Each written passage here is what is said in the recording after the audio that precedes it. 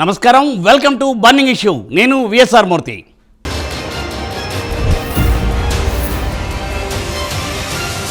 గిరగిరా తిరిగిన ఫ్యాన్కు రిపేర్ వచ్చింది. గాలి పంకా సౌండ్కు జనాలు గగ్గోలు పెడుతున్నారు. బెల్లం చుట్టూ ఈగలు వాలినట్లు వైసీపీ అధికారంలో ఉన్నప్పుడు ఫ్యాన్ చుట్టూ ఉన్నారు. బెల్లం కరిగిపోయింది. జగన్ అధికారం పోయింది. దీంతో జగన్ను చుట్టుముట్టి ఉన్నవారంతా ఫ్యాన్ రెక్కలు విరిచేసి వెళ్ళిపోయారు. ఇంకా కొందరు వెళ్తూనే ఉన్నారు. బలమైన నేతలు సైతం పార్టీకి గుడ్ బై చెప్పగా ఇంకొందరు చెప్పేందుకు రెడీగా ఉన్నారు. అయితే ఒకప్పుడు జనంతో కళకళలాడిన పార్టీ ఆఫీస్ ఇప్పుడు వెలవెలబోతోంది. దీంతో పార్టీ కార్యాలయానికి రెంట్ కూడా చెల్లించడం లేదట.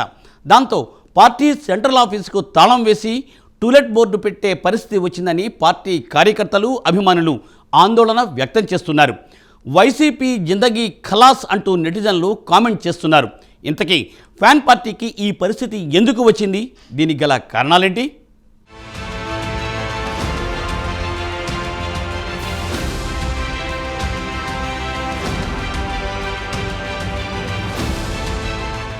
రెండు 2019 ఎన్నికల్లో ఘన విజయం సాధించిన వైసీపీ 2024 ఎలక్షన్స్కి వచ్చేసరికి పూర్తిగా డీలా పడింది. పార్టీ అధినేత వైఎస్ జగన్మోహన్ రెడ్డి నేతృత్వంలో 151 స్థానాల్లో గెలిచిన వైసీపీ అదే జగన్ నేతృత్వంలో 11 స్థానాలకు పడిపోయి దారుణమైన ఘోర పరాజయాన్ని మూటగట్టుకుంది. ఎన్నికల ప్రచారంలో వైనాట్ 175 సిద్ధమా అంటూ పదే పదే చెప్పిన జగన్కు ఈ ఓటమి భారీ షాక్ అని చెప్పుకోవాలి. ఫలితాల అనంతరం జగన్ నిరుత్సాహం, అనంతర పరిణామాలపై జగన్ స్పందించిన తీరు చూస్తే ఆయన రాజకీయాల్లో చురుగ్గా వ్యవహరించడం లేదన్న విమర్శలు వినిపిస్తున్నాయి. ఏదైనా పెళ్లిళ్ళు, ఎవరైనా కార్యకర్తలు చనిపోతే బయటకొస్తున్న జగన్ అసెంబ్లీకి సైతం రెగ్యులర్గా హాజరు కావట్లేదు. గుంటూరు మిర్చి యార్డు మినహాయించి జగన్ పెద్దగా క్షేత్రస్థాయిలో పర్యటించిన దాఖలాలు లేవు. Deputy CM Pawan Kalyan, CM చంద్రబాబును ఫేస్ చేయలేకే జగన్ అసెంబ్లీకి రావట్లేదంటూ రాజకీయ వర్గాలు కోడై కూస్తున్నాయి. తానే ప్రధాన ప్రతిపక్ష నాయకుణ్ణి అని, కూటమికి ప్రత్యామ్నాయం తానే అని, వచ్చే ఎన్నికల్లో ఖచ్చితంగా అధికారంలోకి వస్తానని చెప్పుకుంటున్న జగన్ వైఎస్ఆర్సీపీ కేంద్ర ప్రధాన కార్యాలయాన్ని కొద్ది నెలల క్రితమే ఖాళీ చేసేశారు. తాజాగా ఇప్పుడు ఆ పార్టీ ఆఫీస్కు టూలెట్ బోర్డు కనిపించడం చర్చకు దారితీసింది. గుంటూరు జిల్లా తాడేపల్లి బైపాస్లో ఉన్న వైసీపీ కార్యాలయాన్ని జగన్ మూసివేసినట్లు తెలుస్తోంది. క్రియాశీలకంగా వ్యవహరించనప్పుడు అద్దె కట్టడం ఎందుకని భావించి జగన్ ఈ నిర్ణయం తీసుకున్నట్లు అభిప్రాయాలు వ్యక్తమవుతున్నాయి. అక్కడ ఖాళీ చేసిన పార్టీ కార్యాలయాన్ని జగన్ క్యాంప్ ఆఫీస్కు షిఫ్ట్ చేశారు. 30 ఏళ్లు నేనే అధికారంలో ఉంటాను, పార్టీకి కూడా జీవితాంతపు అధ్యక్షుడిని నేనే, నాకెవ్వరూ అక్కర్లేదు, ఇటు బంధువర్గం అటు కార్యవర్గం మాట వినను, నాకు నచ్చిందే చేస్తానంటూ వ్యవహరించిన జగన్ పరిస్థితి చెప్పడానికి పార్టీ కేంద్ర కార్యాలయాన్ని తరలించిన ఉదాహరణే సరిపోతుందట.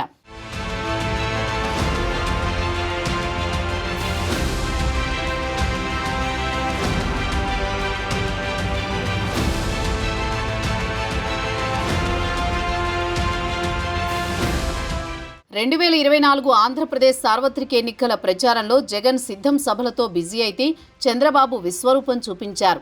వైసీపీ నేతలంతా ముసలోడు అంటూ చంద్రబాబును సీట్ల విషయంలో పవన్ కళ్యాణ్ను ఎగతాళి చేసిన వారంతా దారుణంగా ఓడిపోయారు. కూటమి నేతలు సుడిగాలి పర్యటనలు చేస్తూ మండు టెండలు, జోరు వర్షాలను, ప్రతికూల వాతావరణాన్ని లెక్క చేయకుండా విధ్వంస పాలనకు చరమగీతం పాడి ఆంధ్రప్రదేశ్ను మళ్లీ గాడిలో పెడదామనే నినాదంతో దూసుకువెళ్లారు. అగ్నికి వాయువు తోడైనట్లుగా జనసేనాని మాటల తూటాలు కూటమికి కలిసొచ్చాయి. పేదలకు, పెత్తందారులకు మధ్య పోటీ అంటూ జగన్ చేసిన ప్రకటనను సవాల్గా తీసుకుని నిజమైన పెత్తందారు ఎవరో ప్రజలకు వివరించడంలో కూటమి సక్సెస్ అయ్యింది. మూడో మిత్రపక్షం బీజేపీని సమన్వయం చేసుకునే విషయంలో ఇద్దరు అధినేతలు భేషజాలకు పోకుండా తగ్గాల్సిన చోటల్లా తగ్గి ఎన్నికల్లో నెగ్గి చూపించారు. కానీ తానే వన్ మ్యాన్ ఆర్మీగా వ్యవహరిస్తూ సీనియర్ నేతల సలహాలను విస్మరిస్తే జగన్ చేసిన రాజకీయ తప్పిదాలకు ఫలితమే ఇప్పుడు కనిపిస్తున్న టూలెట్ బోర్డు. ఇది సాదాసీదా బిల్డింగ్కి వేలాడుతున్న టూలెట్ బోర్డు కాదు. 151 సీట్లతో రాష్ట్ర రాజకీయాలని శాసించిన ఫ్యాన్ పార్టీ కేంద్ర కార్యాలయంగా పనిచేసిన బిల్డింగ్కు వేలాడుతోంది. రాష్ట్రాన్ని శాశ్వతంగా పాలిస్తానని జగన్ చేసిన శబదం, ఆయన అనుచరులు వీర ధీర సూర రేంజ్లో పొగిడిన డైలాగులు పేలిన ఆఫీస్. ఆ ఆఫీస్కు టూలెట్ బోర్డు చూసిన వైసీపీ కార్యకర్తలంతా నోరు తెరిచి చూస్తున్నారు. తాడేపల్లి నుండి జగన్ పార్టీ ఆఫీసు తీసేయడంతోనే భవనానికి టూలెట్ బోర్డు పెట్టిన విషయం చర్చకు వస్తుంటే మరో ఆరోపణ కూడా వినిపిస్తోంది. పార్టీ ఆఫీసుగా దేవాలయంగా భావించిన సదరు బిల్డింగ్కు అద్దె కూడా సక్రమంగా చెల్లించలేదట. ఇంకా అద్దె బకాయి పడినట్టు సమాచారం. కనీసం పార్టీ ఆఫీసు రెంట్ కూడా కట్టకుంటే పరిస్థితి ఏంటి? కార్యకర్తల్లోకి ఇది ఎలాంటి సందేశాన్ని తీసుకువెళుతుంది అనేది ఆలోచించకుండా ఇవాళ పార్టీ ఆఫీసు తీసేశాడు. రేపు పార్టీయే తీయడన్న గ్యారంటీ ఏంటంటూ కొందరు సోషల్ మీడియాలో ప్రశ్నిస్తున్నారు. ఇల్లు మాత్రం సొంతంగా కట్టుకున్న జగన్ పార్టీ కార్యాలయాన్ని అద్దెకు తీసుకోవడం, పార్టీ అధ్యక్షుడి పేరు శివకుమార్ అని ఉండడం చూసి వైసీపీ కార్యకర్తలు తట్టుకోలేకపోతున్నారట. కార్యాలయం చూస్తే అద్దెకు, పార్టీ ఏమో మనది కాదు, అన్నీ సొంతంగా ఉన్న కూటమి నేతలను మనం ఎదిరిస్తున్నాం, కానీ మనకు ఏదీ సొంతంగా ఉండదు అంటూ వైసీపీ అభిమానులు మదనపడుతున్నారట.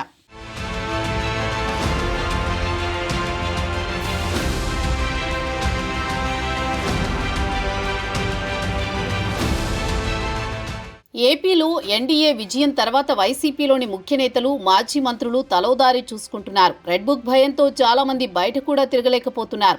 అధికారంలో ఉన్నప్పుడు చేసిన అక్రమాల ఫలితంగా కేసులు నమోదవుతుండడంతో పాటు సోషల్ మీడియాలో విచ్చలవిడి పోస్టులు పెట్టిన కొందరు కార్యకర్తలు సైతం బయటకు రావడం లేదు.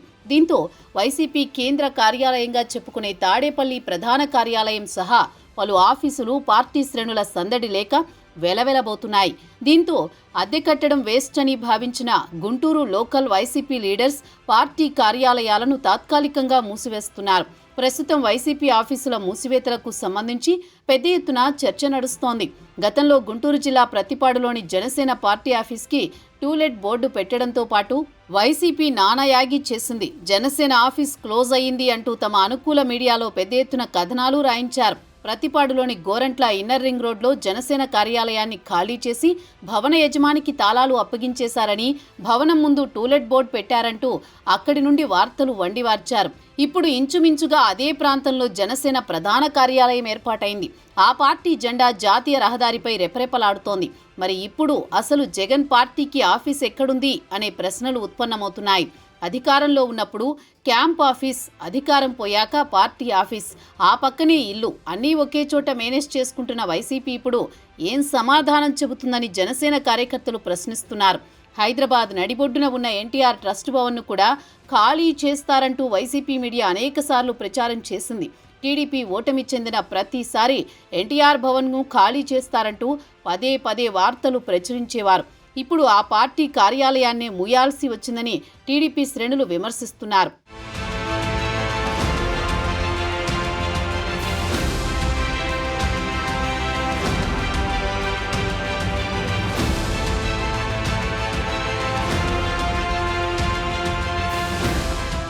పార్టీ కార్యాలయం సంగతి అటుంచితే తాడేపల్లిలోని ఇల్లు, క్యాంపు కార్యాలయం నిర్వహణలోనూ జగన్ నిబంధనలు అతిక్రమించారు. ముఖ్యమంత్రి హోదాలో జగన్ తాడేపల్లిలో సొంత ఇంటినే క్యాంప్ ఆఫీస్గా మార్చేసుకుని సకల రాజభోగాలు అనుభవించారు. కోట్ల రూపాయల ప్రజా సొమ్ముతో వ్యవహారాలు నడిపారు. ఒక రాష్ట్ర ముఖ్యమంత్రి భద్రత కోసం ఎంత ఖర్చు చేసినా ఎవరూ తప్పు పట్టరు. కానీ ఆడంబరాల పేరుతో ఇంటి పరిసరాలను, ఇంట్లోని మౌలిక వస్తువులను ఖరీదైనవిగా మార్చుకోవడం విమర్శలకు దారితీసింది. అధికారంలోకి వచ్చిన కొత్తల్లోనే R&B శాఖ జగన్ ఆయన ఇంటికి అదనపు ఏర్పాట్ల పేరుతో 18 కోట్ల రూపాయలు ఖర్చు పెట్టింది. 2020లో మరో 10 కోట్లు ఖర్చు పెట్టినా ఇంటిపై ప్రభుత్వం చేస్తున్న ఖర్చు గురించి బయట చర్చ జరుగుతోందని, విమర్శలు పెరుగుతాయని భావించిన జగన్ నిధులు విడుదల చేసి జీవోలు బయటకు రాకుండా జాగ్రత్త పడ్డారు. తాడేపల్లి ఇంటిపై పెట్టిన 28 కోట్ల ఖర్చులో 13 కోట్లకు సంబంధించిన జీవోలు బయటకు రాలేదు. వీవీఐపీ సెక్యూరిటీ ఏర్పాట్ల పేరుతో R&Bతో అడ్డగోలుగా నిధులు ఖర్చు పెట్టించారు.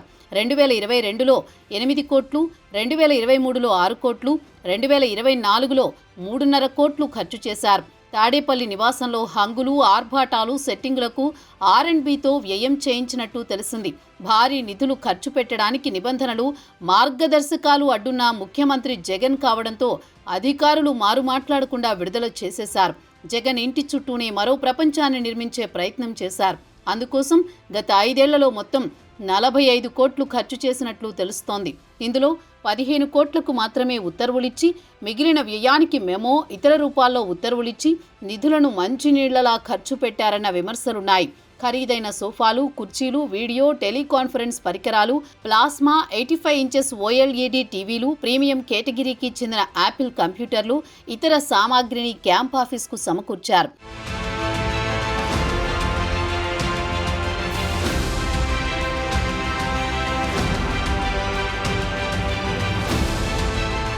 తాడేపల్లిలో జగన్ నివాసం కొత్తదే. ప్రతిపక్ష నేతగా ఉన్నప్పుడే ఎన్నికల ముందు 2019లో గృహప్రవేశం చేశారు. కోట్ల వ్యయంతో అందమైన ఇంటిని నిర్మించుకున్న జగన్ అదే ఏడాది అధికారంలోకి వచ్చాక ఇంటిని క్యాంప్ ఆఫీసుగా మార్చుకున్నారు. తర్వాత 3 రాజధానులను తెర మీదకు తీసుకొచ్చి అమరావతిలోనే ఉంటూ సచివాలయానికి వెళ్లకుండా ఇంటినే ముఖ్యమంత్రి కార్యాలయంగా మార్చారు. జగన్ ఆదేశాలతో ఆయన నివాసం, క్యాంప్ ఆఫీస్ పరిసరాలను అభివృద్ధి చేసేందుకు జగన్ చెప్పినవి చెప్పని పనులు కూడా అధికారులు చేసి పెట్టారట. అయితే జగన్ ఇప్పుడు అధికారంలో లేరు. ఎన్నికల్లో ఆయన పార్టీ ఘోరంగా ఓడిపోయింది. కనీసం ప్రతిపక్ష హోదా దక్కించుకునే సీట్లు కూడా జగన్కు రాలేదు. దీంతో ఆయన ప్రతిపక్ష నేత కూడా కాదు, సాధారణ ఎమ్మెల్యేగానే ఉండాల్సిన పరిస్థితి. Andhra Pradesh payment of salaries pension and removal of disqualifications act 1953 ప్రకారం జగన్ తన ఇంట్లో, క్యాంప్ ఆఫీసులో ప్రభుత్వ ఖర్చుతో సమకూర్చుకున్న చరాస్తులన్నింటినీ వెనక్కిచ్చేయాలి. వాటిని సొంత ఆస్తులుగా వాడుకోవడానికి వీల్లేదు. ప్రభుత్వ సొమ్ముతో కొనుగోలు చేసిన ఏ వస్తువును తన వద్ద ఉంచుకోకూడదని చట్టంలోని 2వ క్లాజులో స్పష్టంగా ఉంది. కానీ ఎన్నికల ఫలితాలు వచ్చి నెలలు గడిచినా జగన్ ప్రభుత్వ ఆస్తితో జల్సా చేస్తున్నారన్న విమర్శలు వినిపిస్తున్నాయి. కోట్లు విలువ చేసే ఫర్నిచర్, టెక్నికల్, డిజిటల్ ఎక్విప్మెంట్, ఇతర పరికరాలను జగన్ వాడుకుంటున్నారు. పార్టీ ఎమ్మెల్యేలు, ఎంపీలతో మీటింగులు పెట్టుకుని వాటిని వాడుకుంటున్నారు. విలువలు, పద్ధతుల గురించి పదే పదే ఉపన్యాసాలిచ్చే జగన్కు ఎన్నికల్లో ఓడిపోయిన తర్వాత ప్రభుత్వ ఆస్తులను తిరిగి ఇచ్చేయాలన్న ఆలోచన రాలేదా అని ప్రశ్నిస్తున్నారు. పార్టీ ఆఫీసును మూసేసి క్యాంప్ ఆఫీసులో ప్రజాసొమ్ముతో కొన్న ప్రభుత్వ వస్తువులను తన పార్టీ మీటింగ్ల కోసం వాడుకోవడంపై ప్రజలు అభ్యంతరం చెబుతున్నారు.